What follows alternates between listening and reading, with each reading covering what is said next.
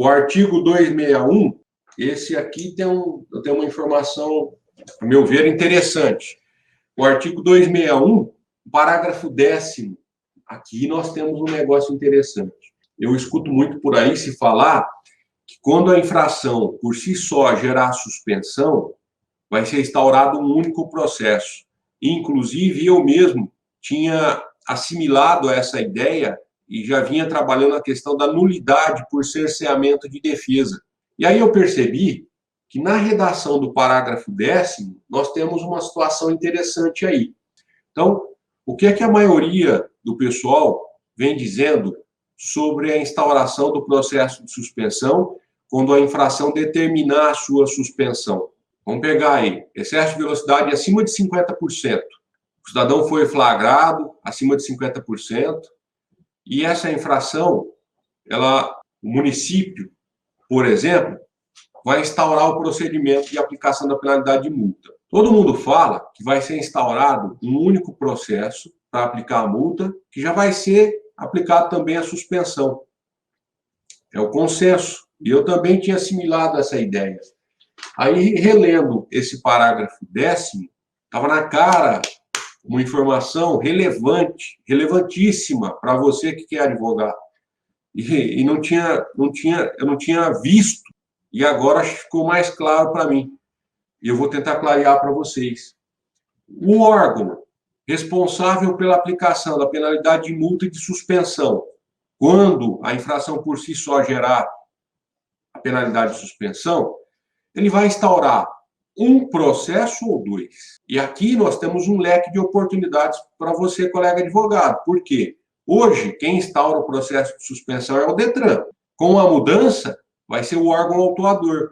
O que significa que um condutor pode ter N processos espalhados pelo país.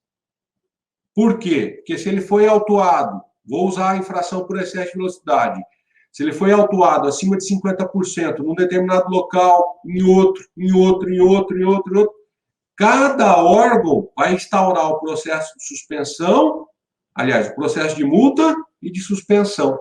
A pergunta que fica, que vem girando aí no nosso meio, é: será instaurado um processo de multa que já vai aplicar a suspensão, ou o órgão vai ser obrigado a instaurar dois processos?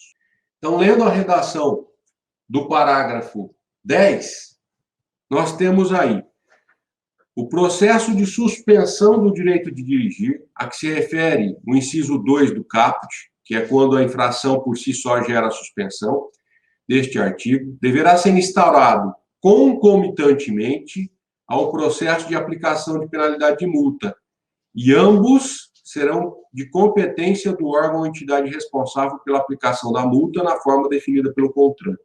E eu destaquei aí a expressão ambos. Então, o processo de suspensão vai ser instaurado de forma concomitante ao processo de aplicação de penalidade de multa. Ambos serão de competência do órgão. Eu acho que não tem nem mais discussão. Ambos, dois processos. Então, em tese, a nossa discussão agora passa a ser diferente. Primeiro, pela redação do parágrafo 10º, o órgão autuador ele vai poder instaurar o processo de penalidade de multa e o processo de penalidade de suspensão. Serão dois processos e não um. Quando o texto fala concomitante, a nossa discussão vai passar a ser aqui. E aí? Esses dois procedimentos serão ao mesmo tempo? Pela redação, me dá a impressão que sim. Mas aí nós temos também uma restrição ao direito de ampla defesa e contraditório. Por quê? Porque o texto do artigo 290 determina que a penalidade só pode ser lançada no prontuário do condutor, no RENACH, no Registro Nacional de Condutores Habilitados, após o trâmite de todo o procedimento da multa.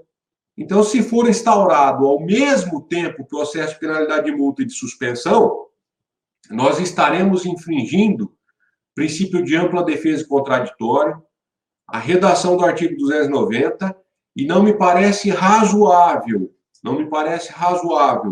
o condutor ser penalizado ao mesmo tempo pela suspensão, enquanto ainda tramita o procedimento de multa.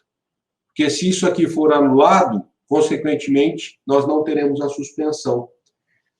Não sei se vocês já escutaram por aí, então agora, o meu entendimento sobre essa questão da suspensão, do processo de suspensão, para aquela infração que gera a suspensão, não é mais, eu não consigo mais enxergar. A gente costuma falar que depois que você vê uma coisa, você não consegue desver. Então, se você está comigo aqui, se você não ouviu por aí ainda, então está aqui a informação. Serão 2 processos, um para multa e um para suspensão. Padilha, mas você está louco? Eu sempre ouvi dizer que era um só.